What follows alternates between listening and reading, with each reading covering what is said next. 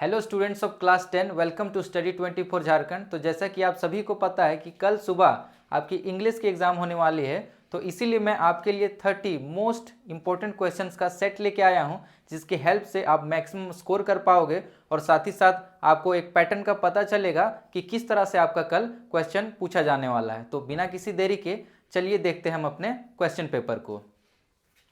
तो जैसा कि आप देख सकते हैं कि सबसे शुरुआत में सेक्शन में ए में हमें एक क्या मिलने वाला है, हमें एक अनसीन पैसेज मिलने वाला है। अनसीन पैसेज मतलब ऐसा पैसेज जिसे आपने नहीं देखा होगा, है ना, जो आपके टेक्स्ट बुक से नहीं होगा। तो पैसेज को आपको क्या करना है कि पैसेज को पढ़ने से पहले सबसे पहले आपको क्या करना है कि जितना सारा क्वेश्चन है 1 से लेके 6 तक क्वेश्चन आपको मिलेगा, वो सारा क्या करना है, एक बार पढ़ लेना है। पढ़ने से क्या होगा, एक बार आपको आइडिया मिल जाएगा कि कहाँ कहाँ आपको पैसेज में हाईलाइट करना है, ताकि आप जल्दी से इसे सॉल्व कर सकें। ठीक है, तो हमने क्वेश्चन देख लिया है। अब हम देखते हैं पैसेज को कि आखिर ये पैसेज जो है किसके बारे में दिया गया है। तो सबसे पहला ही वर्ड है वाटर, तो इससे हमें पता चल रहा है कि वाटर के बारे में ये पैसेज है। तो कहता है पैसेज कि water is one of the most important natural resource, की एक जो है प्राकृतिक संपदा है जो कि बहुत ही ज़्यादा इंपॉर्टेंट है, बहुत ज़्यादा जरूरी है। with the rising population there has been an increasing pressure on the earth's resources. Scarcity of water has been felt throughout the country, कि पानी की कमी को जो है पूरे देश में क्या है, हम देखा जा रहा है। Efforts have been made to collect water by building dams, कि पानी को जो है efforts have been made to collect water, कि पानी को जमा करने के लिए बहुत सारा जो एफर्ट लगाया जा रहा है, बहुत सारा मेहनत किया जा रहा है, बहुत सारा काम किया जा रहा है। उसमें से एक क्या है, बाय बिल्डिंग डैम्स। क्या डैम यानी कि क्या डैम, जो आप सबने देखा हो कि डैम बनाया जा रहा है। Wells have also been dug to create ground water structure, और साथ ही साथ क्या कुआं भी बना खोदा जा रहा है। But this is not enough, लेकिन ये क्या है, ये पूरा नहीं कर पाता है। जरूरत को जो है, जितना जरूरत हमें जमा करने का है पानी को, उतना नहीं कर पाता कंजर्व।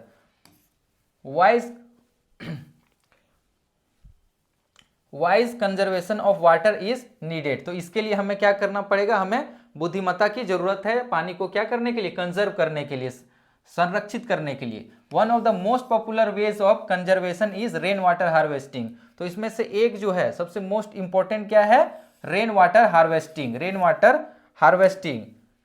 हार्वेस्टिंग, तो जैसा कि आप देख सकते हैं, रेन वाटर को क्या करना, हार्वेस्ट करना, है ना। रेन वाटर जो वर्षा जल पानी है उसको क्या करना है, हमें जमा करना, ये बहुत ही मोस्ट इंपॉर्टेंट है। It means collecting rain water, वही बताया गया, rain water on the roofs of the building and storing it underground for later use, की वर्षा का जो पानी होगा उसको पहले कलेक्ट करना है, फिर उसे क्या करना है, नीचे अंडरग्राउंड टंकियों में हम उसे जमा करेंगे।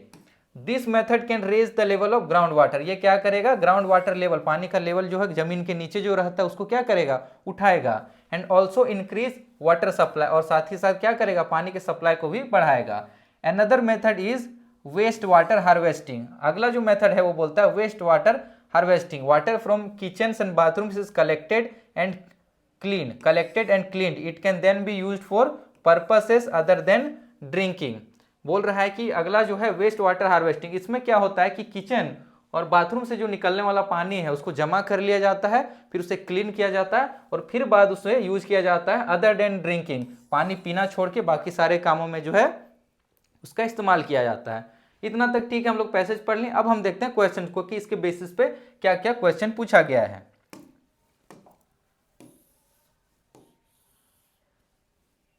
हमारा क्वेश्चन नंबर 1 है कि what is one of the most important natural resource, तो ये हमें पहले लाइन में ही दिख गया था कि क्या है, गोल्ड, सिल्वर, रॉक्स या वाटर। तो ऑप्शन नंबर 4 क्या था, वाटर, की पानी जो है सबसे इंपॉर्टेंट नेचुरल रिसोर्स है।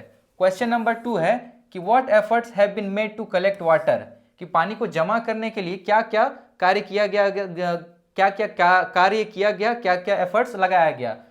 ऑप्शन नंबर 1 कहता है डैम्स, ऑप्शन 2 कहता है वेल्स, 3 कहता है 1 and 2 डैम और वेल दोनों, और 4 करता है नन, इनमें से कोई नहीं। तो सही आंसर क्या होगा, हमने देखा पैसेज में कि क्या डैम्स और कुआं और डैम दोनों बनाया जा रहा है, तो ऑप्शन नंबर 3 क्या हो जाएगा, सही, ऑप्शन नंबर 3 इसका सही हो जाएगा। अब जो है क्वेश्चन नंबर 3 कहता है कि what is one of the most popular ways of water conservation, कि what is one of the most popular ways, कि सबसे क्या वाटर कंजर्वेशन का जो है एक सबसे इंपॉर्टेंट जो है वो कौन सा मेथड है। ऑप्शन 1 है रेन वाटर हार्वेस्टिंग, ऑप्शन 2 है सोलर एनर्जी, ऑप्शन 3 है सोलर एनर्जी, ऑप्शन 2 है प्लांटेशन, और ऑप्शन 4 क्या है, वाटर प्यूरिफायर। तो इसका सही आंसर क्या हो जाएगा, हमने जस्ट पढ़ा रेन वाटर हार्वेस्टिंग, पूरा पैसेज लगभग उसी के बारे में, रेन वाटर हार्वेस्टिंग की वर्षा के पानी को क्या करना है, हमें हार्वेस्ट करना है, जमा करना है। ठीक है, अब आगे देखते हैं।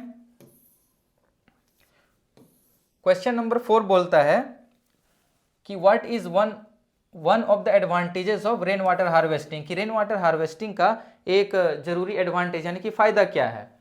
ऑप्शन नंबर 1 कहता है इट इंक्रीजेज रेन, ये वर्षा को बढ़ाता है।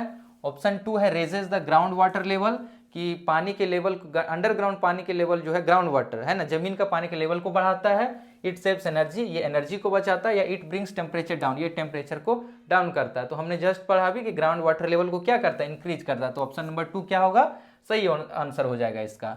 अब आते हैं क्वेश्चन नंबर 5 में कि waste water can not be used for, कि वेस्ट वाटर को किस लिए यूज नहीं किया जा सकता है, वॉशिंग, गार्डनिंग, क्लीनिंग या ड्रिंकिंग। तो हमने जस्ट पढ़ा कि ड्रिंकिंग को छोड़ के बाकी सारे कामों में इसमें वॉशिंग भी किया जा सकता है, क्लीनिंग, गार्डनिंग सब किया जा सकता है, बस क्या है, ड्रिंकिंग नहीं किया जा सकता। तो ऑप्शन नंबर 4 इसका सही हो जाएगा, सही कि कैन नॉट बी यूज्ड। अब क्वेश्चन नंबर 6 कहता है कि which word in the passage means gather, कि सारे पैसेज में जो है गैदर, गैदर मतलब होता है जमा करना है ना। तो इस पैसेज में ऐसा कौन सा वर्ड है जो गैदर का मतलब होगा।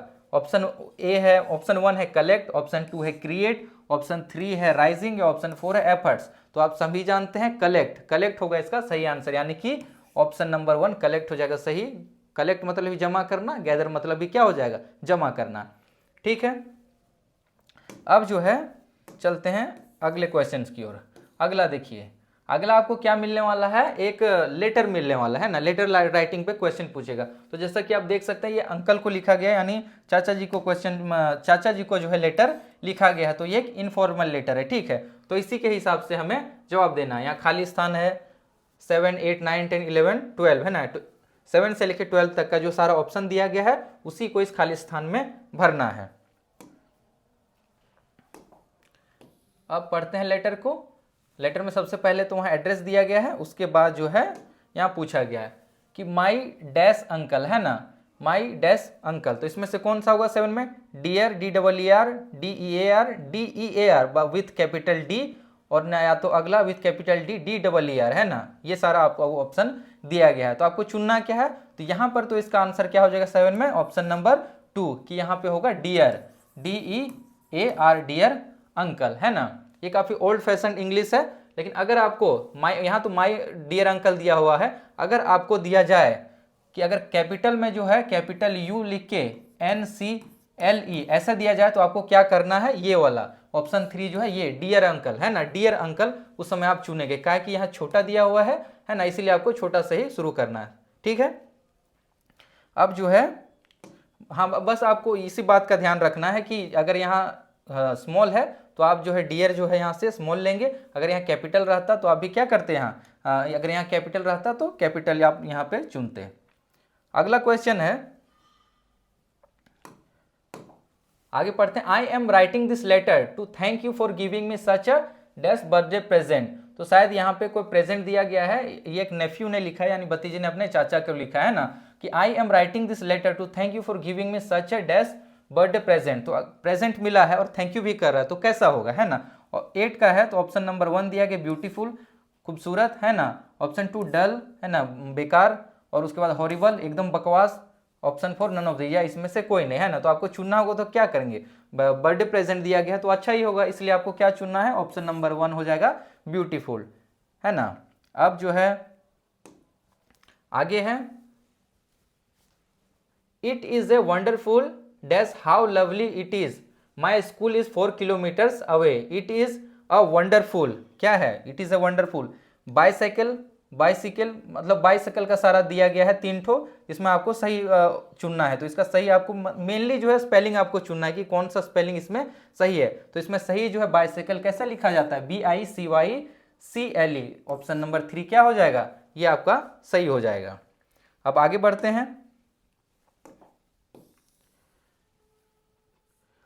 अब दिया गया है 10 को लेके, है ना, 10 को लेके, money time both 1 and 2 and none of this. तो इसके लिए हमें यहाँ पढ़ना पड़ेगा how lovely it is, my school is 4 kilometres away, my school is 4 kilometres away, it takes a lot of dash to go there. तो क्या लगता है, ज्यादा क्या लगता है कि टाइम लगता है, इतना दूर जाने में क्या 4 किलोमीटर्स अवे है तो क्या लगता है, टाइम लगता है। इसलिए हमारा सही आंसर इसमें क्या हो जाएगा, ऑप्शन नंबर 2, इसमें जो है 2 हो जाएगा सही आंसर, टाइम लगता है। अब आगे बढ़ते हैं, it will help me save time dash energy, है ना। तो इसमें जो है 11 में खाली स्थान दिया गया डैश एंड एनर्जी, कि समय डैश एनर्जी। तो आप सभी जानते हैं समय और एनर्जी होगा, इसलिए इसमें जो है सही आंसर क्या हो जाएगा, क्वेश्चन नंबर 11 का सही आंसर क्या हो जाएगा, एंड, समय और एनर्जी, ऊर्जा दोनों बचाता है। आगे है योर डैश नेफ्यू अमित, है ना, योर डैश, तो इसमें योर है, डैश है, नेफ्यू। तो इसमें आपको चुनना है 12 में, फेथफुली, फेथफुली तो नहीं होगा, लविंगली और लविंग, है ना। तो इसमें देखिए your loving nephew, option number 3 क्या हो जाएगा, इसका सही हो जाएगा। फेथफुली, ओबीडियंटली, ये सब जो है सारा फॉर्मल लेटर में लिखा जाता है, ठीक है। तो इसलिए यहाँ पे क्या हो जाएगा, your loving nephew, option number 3 यहाँ का क्या हो जाएगा, सही हो जाएगा। चलिए इतना क्लियर है, अब आगे बढ़ते हैं। अब जो है यहाँ पे आपको, आप जैसा देख सकते हैं, आपको उसके बाद ग्रामर का कुछ सेक्शन देखने वाला है ना, ग्रामर के से कुछ सवाल पूछे जाएंगे, उसका आंसर आपको देना है। ये भी जो है एमसीक्यू ही रहने वाला है।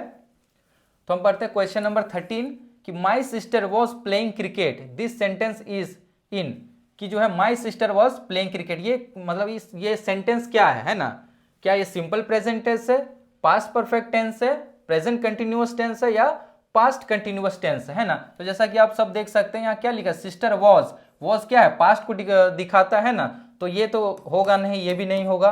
वॉज है तो या तो पास्ट परफेक्ट टेंस होगा या प्रेजेंट कंटिन्यूअस टेंस होगा। तो देख सकते हैं यहाँ इंग लिखा हुआ है, यानी कि कंटिन्यूटी को दर्शा रहा है, इसलिए क्या हो जाएगा इसका, past continuous tense, option number 4 इसका सही हो जाएगा। यहाँ है वाज प्लस V4 जो है वर्ब का फोर्थ फॉर्म का इस्तेमाल किया गया है, इसलिए ऑप्शन 4 जो है सही हो जाएगा। आगे देखते हैं question number 14, bread and butter dash my breakfast, bread and butter क्या है, तो इसका सही आंसर हो जाएगा option number 1, bread and butter is my breakfast, option number 1 जो है सही हो जाएगा। उसके बाद है question number 15, anyone dash makes mistake, ये जो है आपको मॉडल दिख रहा है चार्ट, इसमें से आपको चूज करना है कि ऑप्शन सही कौन सा होगा। एनीवन मस्ट तो इसमें नहीं होगा, शुड भी नहीं होता है, कैन हो सकता है, हाँ कैन जो है हो सकता है, मे भी हो सकता था, लेकिन मे ये एक फॉर्मल सेंस में आता है ना, ऑफिशियल सेंस में आता है, इसलिए मे भी यहाँ नहीं होगा। ऑप्शन नंबर 3 जो है कैन जो है सही हो जाएगा, कि एनीवन कैन मेक मिस्टेक्स, गलती जो है कोई भी कर सकता है, सकना जो है कैन, ठीक है, यहाँ तक जो है ऐसा आएगा। उसके बाद है question number 16, passive voice of he is reading a book, he is reading a book है, इसका पैसिव वॉइस क्या होगा, ये एक्टिव वॉइस में है तो इसका पैसिव वॉइस क्या होगा, ठीक ना। ऑप्शन नंबर 1 है a book is reading by him, a book is being read by him, a book has been read by him, या नन ऑफ दिस। तो इसका सही आंसर हो जाएगा option number 2, a book is being read by him, ये इसका सही answer हो जाएगा। चलिए ठीक है, ग्रामर का सेक्शन तो हो गया। उसके बाद आगे बढ़ते हैं,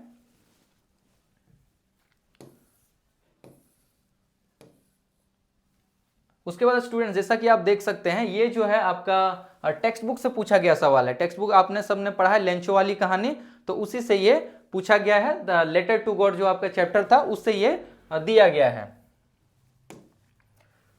तो लेटर टू गॉड में आपने पढ़ा था कि लेंचो का जो है जो ओला गिरा था उसकी जमीन में, तो उसके सारा फसल बर्बाद हो गया था। उसका लास्ट उम्मीद जो था वो भगवान से था। तो वो क्या करता है, भगवान को एक लेटर लिखता है। तो उसी लेटर को यहाँ पे दिया गया है कि एक्सट्रैक्ट जो है कि गॉड ही रोट, उसने लिखा, if you don't help me my family and I will go hungry this year, कि भगवान अगर आप मेरी मदद नहीं करते हो तो मैं और मेरा पूरा परिवार जो है इस साल क्या होंगे, भूखे रह जाएंगे। I need 100 pesos in order to sow my field again, कि मुझे 100 पेसोस की जरूरत है ताकि मैं क्या करूं, मैं अपनी जमीन को जो है बो सकूं, फिर से उसमें क्या करूं, फसल लगा सकूं।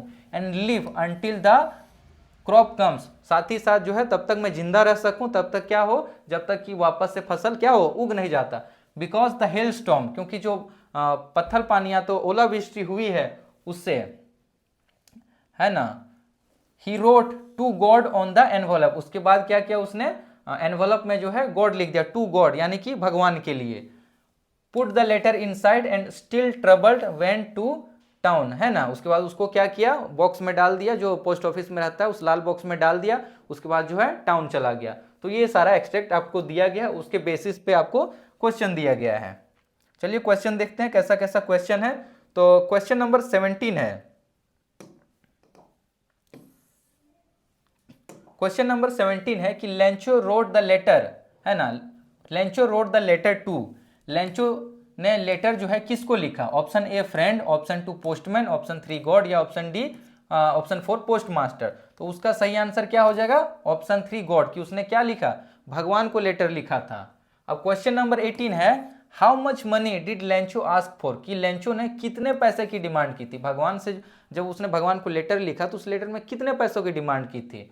Option 1 100 rupees, option 2 100 pesos, option 3 100 coins, या ऑप्शन 4 $100। तो इसका सही आंसर हो जाएगा ऑप्शन 2 100 पेसोज। ठीक है। इसी तरह क्वेश्चन 19 है कि why did Lencho need money, कि लेंचो को जो है पैसा क्यों चाहिए था, है ना। ऑप्शन नंबर 1 है to buy a tractor, tractor खरीदना था उसको। ऑप्शन 2 है to save his family from hunger, अपने परिवार को जो है भूखमरी से बचाना था। Option 3 to buy a new phone, उसको एक नया फोन खरीदना था। या option 4 to buy a buffalo, कि उसको एक क्या करना था, बुफेलो खरीदना था, एक भैंस खरीदना था, है ना। इतना सारा दिया गया, तो इसमें सही आंसर क्या होगा, तो हमने सब ने देखा पैसेज में कि क्या करना था, उसको अपने परिवार को बचाना था भूखमरी से। चलिए ये इस एक्सट्रैक्ट से हो गया खत्म।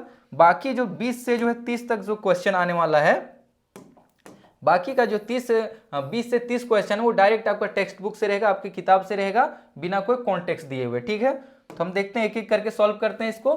क्वेश्चन नंबर 20 में, अकॉर्डिंग टू मंडेला, मंडेला के अनुसार how many obligations everyone has, ये बहुत ही फेमस क्वेश्चन है और बार बार रिपीट होता है, तो आप इसे ध्यान से देखिएगा कि मंडेला के अनुसार हर इंसान की कितनी ड्यूटी है ना, कितना मतलब ऑब्लिगेशन है, कितना ड्यूटी है। ऑप्शन 1 1, ऑप्शन 2 2, ऑप्शन 3 5, या ऑप्शन 4 4।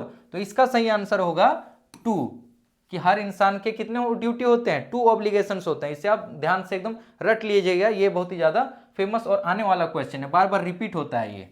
उसके बाद है question number 21, the lesson his first flight is about, कि द लेसन, जो फर्स्ट फ्लाइट जो लेसन दिया गया है आपकी किताब में, आपको किताब का नाम भी इसी के ऊपर पड़ा है, फर्स्ट फ्लाइट। तो हिज फर्स्ट फ्लाइट वो किसके बारे में है, ऑप्शन ए फार्मर के बारे में, ऑप्शन 2 गर्ल के बारे में, ऑप्शन 3 सीगल के बारे में, या ऑप्शन 4 जो है साइंटिस्ट के बारे में। तो आप सबने अगर किताब को पढ़ा होगा तो आपको पता होगा कि ये कहानी किसके बारे में था, सीगल के बारे में, है ना। जो क्या है कि पर्वत से छलांग लगाने के लिए, उड़ने के लिए जो डरता है, लेकिन फिर वो हिम्मत करके क्या करता है, एक बार उड़ जाता है ना। तो ये है। अब आगे बढ़ते हैं।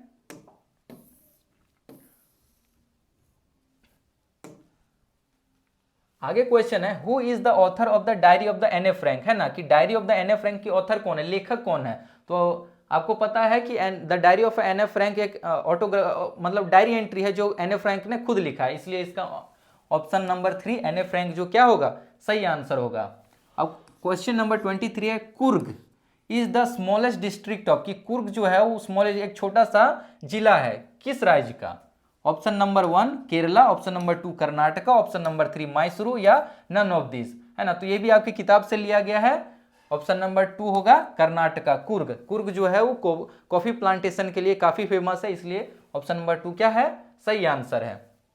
ऑप्शन नंबर 2 सही आंसर है। अगला क्वेश्चन है 24, what was Gautam Buddhas early name, ये बहुत ही फेमस है, आप सबको पता होगा कि गौतम बुद्धा का पहले नाम क्या था, है ना। ए सिद्धा, ऑप्शन 2 सिद्धार्थ, ऑप्शन 3 सिद्धा, या ऑप्शन 4 सिद्धार्था। तो इसका सही आंसर क्या हो जाएगा, सिद्धार्था। ये आपका स्पेलिंग जो है एकदम क्लियर है, इसको ध्यान से देख लीजिए, सिद्धार्था, है ना। यही अगर रहेगा तो इसी को ही टिक करना, ये सब जो बाकी क्या है ये तीनों गलत है। अगला है question number 25, what has the boy lost, कि बच्चे ने क्या खो दिया था, है ना। ये पोएम से लिया गया है है ना, ये पोएम से लिया गया है। तो बच्चे ने क्या खो दिया था, बुक, पेरेंट्स, बॉल या टॉय। सही आंसर उसका क्या हो जाएगा, ऑप्शन नंबर 3। क्या खो दिया था, गेंद खो दी थी, अपनी बॉल खो दी थी। अब आगे बढ़ते हैं क्वेश्चन नंबर 26। क्वेश्चन नंबर 26 है, who is Mrs Pomfrey. Mrs Pomfrey कौन है। मिसेस पंफ्रे आप सब जानते हैं कि ऑनर ऑफ द डॉग, है ना, कि डॉग जो छोटी सी डॉग थी उसके क्या थी, मालकिन कौन थी, मिसेस पंफ्रे। अब जो है question number 27, Anil was by profession, कि अनिल का प्रोफेशन क्या था, है ना, अनिल का प्रोफेशन क्या था, वो क्या काम करता था। ऑप्शन 1 वो राइटर था, ऑप्शन 2 टीचर था, ऑप्शन 3 वो डॉक्टर था, या ऑप्शन 4 वो इंजीनियर था। तो इसका सही आंसर क्या हो जाएगा, ऑप्शन नंबर 1 क्या था, वो अनिल एक राइटर था। आगे है question number 28, what was max holding in his hand. Max जो है उसने अपने हाथ में क्या पकड़ के रखा था। तो जैसा कि आपने अपने किताब में पढ़ा है कि मैक्स जो है एक सीक्रेट एजेंट था, यानी कि जासूस था, है ना, और वो जो है किसी के घर में घुसा था सीक्रेट डॉक्यूमेंट्स को क्या करने के लिए, गायब करने के लिए। तो इसके हाथ में क्या था, एक पिस्टल था, एक नाइफ था, स्टिक था, या पीस ऑफ पेपर। क्या उसके हाथ में एक पिस्तौल था, या उसके हाथ में चाकू था, क्या उसके हाथ में एक डंडा था, या एक पेपर था। तो इसका सही आंसर हो जाएगा ऑप्शन नंबर 1 पिस्टल। उसके हाथ में क्या था, एक पिस्तौल था, रिवॉल्वर था। ठीक है, अब हम लोग आगे बढ़ते हैं, लास्ट के 2 क्वेश्चंस हैं। कि क्वेश्चन नंबर 21 बोलता है कि Horace Denby was fond of. Horace Denby को क्या पसंद था। Option number 1 watching movies, option 2 reading rare and expensive books. Watching movies यानी कि फिल्में देखने का शौक था, option 2 reading rare and expensive book, की किताबों, ऐसी किताबों को पढ़ना जो बहुत ही रेयर यानी कि बहुत मुश्किल से मिलते हैं और बहुत ही महंगे होते थे, वैसी किताबों को पढ़ना। या ऑप्शन 3 है going to public park. Going to public park, क्या उसे पार्क यानी कि हाँ पार्क में जाना अच्छा लगता था, या लिसनिंग टू म्यूजिक, या उसे गाना सुनने में अच्छा लगता था। इसका आंसर 2 जो है ऑप्शन नंबर 2 कि उसे रेयर एंड एक्सपेंसिव बुक्स को पढ़ने में बहुत अच्छा लगता था। तो ये इसका सही आंसर होगा। अब जो है last question, question number 30, how many species of butterflies had he collected till 2nd grade, है ना। तो यहाँ रिचर्ड की बात कर रहा है, जो मेकिंग ऑफ ए साइंटिस्ट, है ना, आपका एक लेसन है, उसी में ये है कि 2nd क्लास यानी 2nd ग्रेड 2nd क्लास तक जाने तक जो है कितनी स्पेसीज ऑफ बटरफ्लाई को उसने पकड़ा था। Option number 1 20, option number 2 21, option number 3 24, या ऑप्शन नंबर 4 25। तो इसका सही आंसर हो जाएगा ऑप्शन नंबर 4 25 की 25 स्पेसीज का बटरफ्लाई उसने टोटल कलेक्ट किया था, जमा किया था। तो इसी के साथ हमारा ये सेट खत्म होता है ना। And I hope and I want to wish very, और इसी के साथ हमारा ये सेट खत्म होता है। और ये वीडियो देखने के लिए आप सभी का बहुत बहुत धन्यवाद, द बेस्ट टू यू। और इसी के साथ ये खत्म होने के बाद और मैं आपके लिए और भी बहुत सारे VBI इंपॉर्टेंट सब्जेक्टिव और ऑब्जेक्टिव क्वेश्चंस को लाने वाला हूं, जिससे आपका मार्क्स और बढ़ सके। तो मिलते हैं अगले वीडियो में। Thanks for watching.